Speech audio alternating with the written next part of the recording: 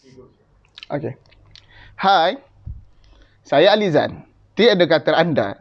Selamat datang ke tingkat Lightbox Series. Sebelum kita mula, jangan lupa untuk ikuti media sosial kami, tekan butang like dan ikuti Facebook dan Instagram kami di link di bawah.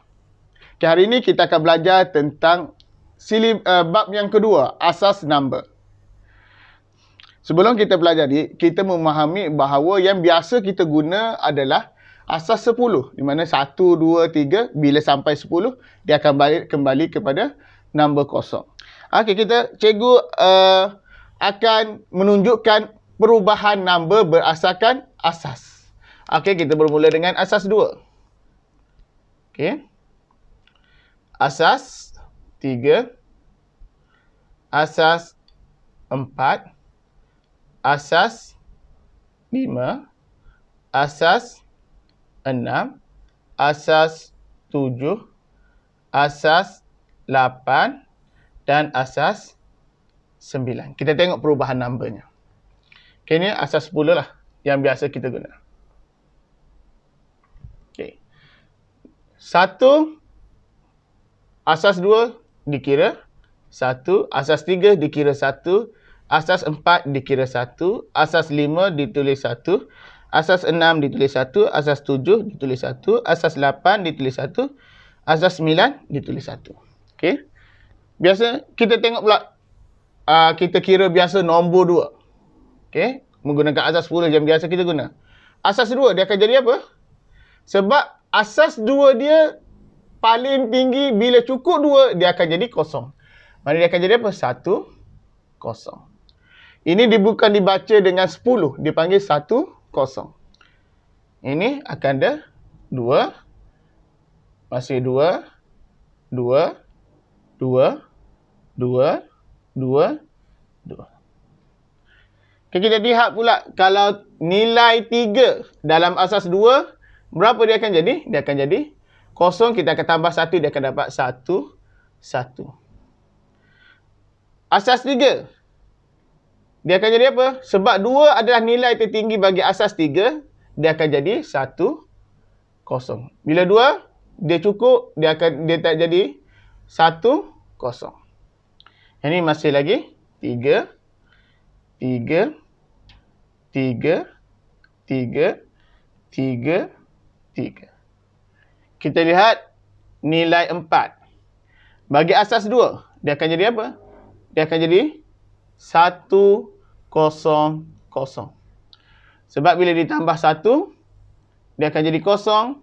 Sini 1 tambah 1, dia akan jadi kosong. Dia akan jadi 1, 0, 0. Okay, asas 3 dia akan jadi 1, 1. Asas 4. Sebab nilai tertinggi dia adalah 3, maka dia akan kembali menjadi 1, 0. Asas 5 akan jadi 4. Yang lain masih lagi 4. Okey, nilai 5. Dia akan jadi apa? 1, 0, 1. Yang ni akan jadi apa? 1, 2. Okey, yang ni akan jadi 1, 1. Yang ni akan jadi, bila 4 nilai tertinggi ni, dia akan jadi 1, 0. Ini akan jadi 5. Yang lain masih lagi 5, 5, 5. Kemudian, nilai 6 dalam asas 10, kita akan dapat 1, 1, 0. Yang ini akan jadi 2, 0. Sebab tambah 1, dia dapat 3. 3 dah naik 1 atas. 1 tambah 1 dapat 2. 2, 0. Ini akan jadi 1, 2. Ini akan dapat 1, 1. 5 ni akan jadi 1, 0. Kemudian dapat 5, 5, 5. Sorry, 5, 6. Okey, dapat 6, 6, 6. Okey, seterusnya nilai 7. Kita lihat, ini akan jadi penambahan dia akan dapat 1, 1, 0. Ini akan dapat 2, 1. Ini akan jadi 1, 3. Yang ini akan dapat 1, 2. Yang ini akan dapat 1, 1. Ini akan jadi 6, akan jadi 1, 0. Ini masih 7, 7. Okey, kita pergi nilai yang ke-8. Okey, kita akan dapat sini 1. Kita akan dapat 1, 0, 0, 0. Ini akan jadi 2, 2. Ini akan jadi 2, 0. Okey, yang ini akan jadi 1, 3. Yang ini akan jadi 1, 2. Yang ini akan jadi 1, 1. Ini akan jadi 1, 0. Ini akan jadi 8. Okey. Kita lihat nilai 9 bagi asas 10. Kita akan dapat 1, 0, 0, 1. Ini akan dapat nilai tambah 1, tambah 1. Kita akan dapat 1, 0, 0. Ini akan dapat 2, 1. Ini akan dapat 1, 4. Ini dapat 1, 3. 1, 2. 1, 1. Ini akan jadi 1, 0. Okey, kita tengok nilai 10. Kita akan dapat 1, 0, 1, 0. 1, 0, 1. 2, 2. Okay, kita akan dapat asas 5, 2, 0. Kita akan dapat 1, 4, 1, 3, 1, 2, 1, 1. Okey, bila kita lihat urutan nombor ini, kita memahami bahawa bila asas 2, tak ada nilai 2 dan ke atas dalam nombornya. Asas 3, tak ada nombor 3 dan ke atas. Begitulah seterusnya. Asas 4, tak ada nombor 4 atas. Dan seterusnya. Begitulah sampai asas 9. Di mana nombor 9 tak wujud dalam pengiraan nombor dalam asas 9. Jadi di sini kita faham bahawa konsep asas nombor ini adalah di mana suatu nilai takat paling tinggi adalah berdasarkan asas nombor tersebut.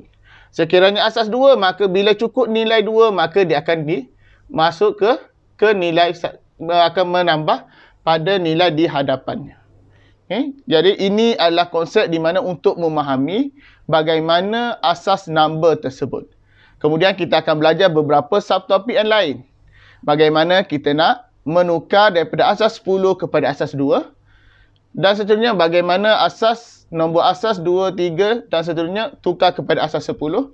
Dan kita buat beberapa operasi penambahan dan penolakan untuk bab asas nombor bagi tingkatan 4. Stop.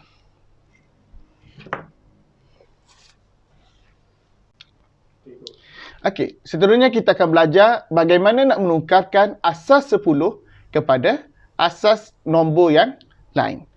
Okey, kita bermula dengan asas 2. Kita ambil yang paling senang. Contohnya asas 10-nya adalah 79. Okey, biasanya asas 10 kita tak akan tulis. Kalau selain daripada asas 10 kita akan tulis di sini.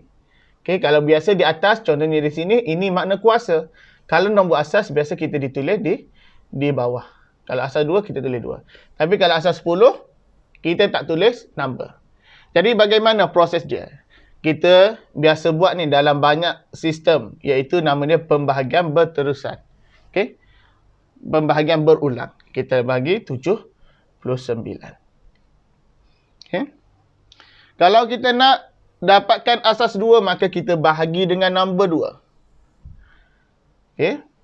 Ini banyak teknik lah. Cikgu ajar teknik yang paling senang. Okey. 7. Kita tahu 2, 7 adalah 3. Kita ambil 6. Baki 1. Dapat 19. 19, 18. Iaitu 9 darab 2 dapat 18. Ini 19. Maknanya baki lebih 1. Okey. Boleh? Faham? Kita tengok. Ataupun kita boleh guna kalkulator. 79 bahagi dengan 2, kita akan dapat 39.5. Maka kita ambil, kita tolak 39, 0.5 itu kita darab balik dengan 2, kita akan dapat 1. Okey, itu menggunakan kalkulator lah. Seterusnya kita bahagi lagi dengan 2, kita akan dapat 2, baki 1. Kita dapat 19, kita ambil 9, baki lagi 1. Sini ada 1. Okey. Okey, seterusnya 8. 18. 9 darab 2 dapat 18. Baki lagi 1. Maka kita ambil 4. 4 darab 2 dapat 8. Ni 9. Lebih lagi 1. Maka kita ambil 2. Tak ada baki sebab 2 darab 2 dapat 4. 4 tolak 4, kosong. Maka tak ada baki. 1. 2. 1 darab 2 dapat 2. 2 tolak 2 dapat kosong. Tak ada baki. Maka seterusnya terakhir kosong. Maka baki 1. Kita ambil daripada bawah naik ke atas. Dari bawah naik ke atas. Maka asas 2-nya adalah 1, 1, 1, 0, 0, 1, 1, 1, 1. Asas 2. Kena tulis 2 di belakang. Okey, jadi kita lihat 79. Nombor 79 bila ditukar asas kepada 2 adalah 1, 0, 0, 1, 1, 1, 1. Okey, boleh? Kemudian cikgu akan buat lagi satu soalan. Okey, kita ambil nombor 72. 72 kita tukar kepada asas 3. Okey. 3 kita dapat 2. 2 dan 3, 6. 7 tolak 6, lebih baki 1. 2 darab 3, 12. Berapa? 4. 4 darab 3 dapat 12, tolak, baki 0. Okey. 24. Tu 7. 8. 8. 8 dan 3 dapat 24. Baki 0.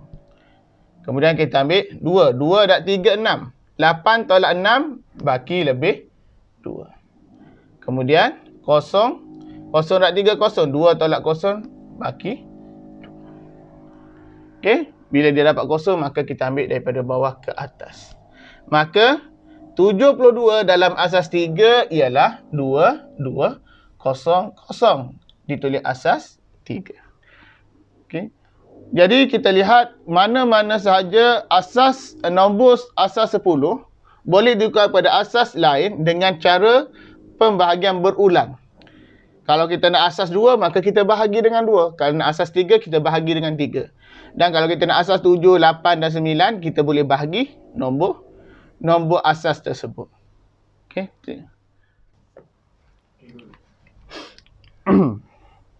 Hai.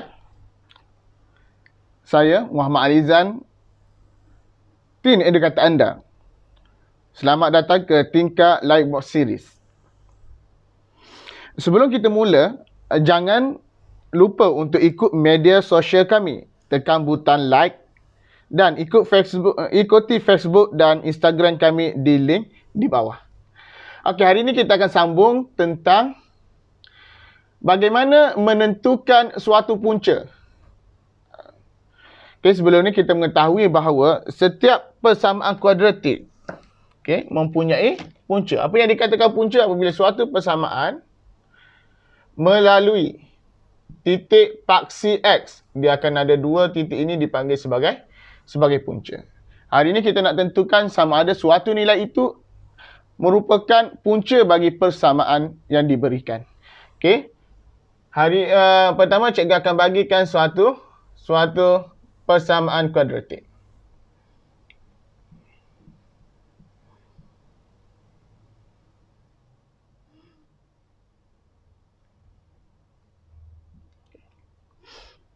Okey, bagaimana? Contohnya diberi bahawa X sama dengan 3. Kita nak tentukan adakah X sama 3 adalah punca bagi persamaan yang diberikan. Okey, pertama apa yang kita perlu buat, kena pastikan bahawa di sebelah kirinya adalah sama dengan 0 dan sini adalah dalam bentuk persamaan am. Okay. Jadi apabila sudah selesai, kita pastikan semua dah betul, maka kita masukkan nilai X, gantikan X dengan nilai 3. Okay. Jadi kita buat kurungan 3 kuasa 2 tambah 7. Tempat ini berganti dengan 3 sama dengan 12 kosong. Okey. 3 kuasa 2 kita akan dapat 9. Tambah 7 darab 3 kita akan dapat 21 tambah 12 sama dengan kosong. Okey. Jadi kita tambah 9 tambah dapat 30 dapat 42 sama dengan kosong. Maka kita tahu bahawa 42 tidak sama dengan kosong, maka X sama dengan 3 bukan punca. Okey, jelas.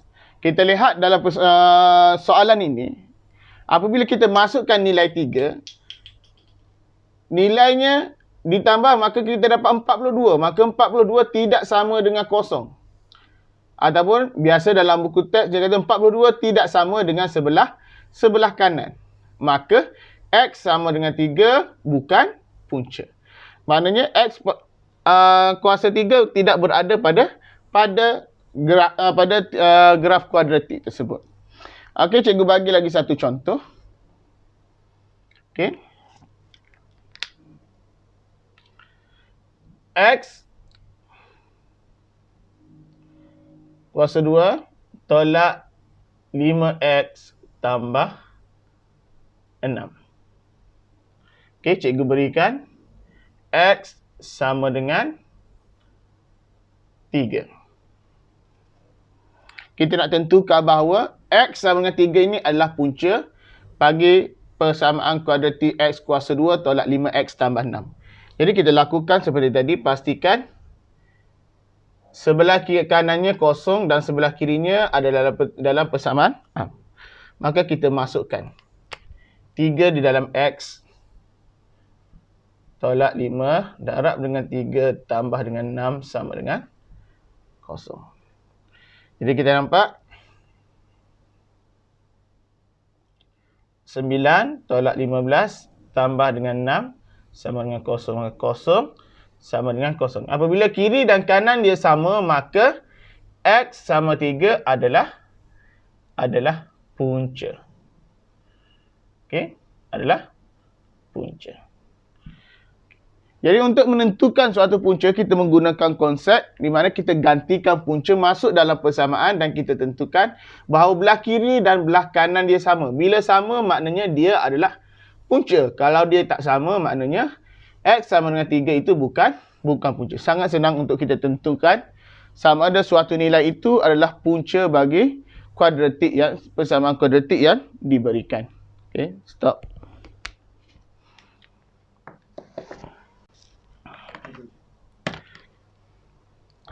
Seterusnya kita akan belajar bagaimana kita nak melukis suatu graf fungsi kuadratik. Hari ini kita akan ada satu persamaan. Kita akan lukis bagaimana, sebelum ni kita sudah belajar bagaimana bentuk kuadratif. Di mana kita mempunyai dua bentuk, iaitu bentuk senyum dan bentuk masam. Okay, untuk menentukan, kita akan buat 3 step. Yang pertamanya adalah menentukan bentuk. Okay. Bila untuk menentukan bentuk, kita ada dua. Satu bentuk senyum dan yang keduanya adalah bentuk masam. Okey, apa yang menentukan dia bentuk senyum atau masam? Kita tengok dia punya nilai A. Bila A lebih besar daripada kosong ataupun dia nilai positif, maka dia bentuk senyum. Bila A kurang daripada kosong ataupun nilai negatif, dia akan bentuk masam. Bagaimana cikgu kata sebelum ni? Biasanya orang positif, biasanya dia akan selalu senyum. Maka konsep yang kita boleh pakai untuk mudah untuk mengingat. Okey, kalau kita tengok di sini, A dia sama dengan 1. Apabila tak ada nilai, maknanya nilai dia 1. Okey. Jadi A sama 1, maknanya A lebih besar daripada kosong. Maka bentuk dia adalah bentuk senyum. Okey, jadi bila kita bentuk senyum, maka kita buat terus bentuk senyum. Simple je. Okey. Yang kedua,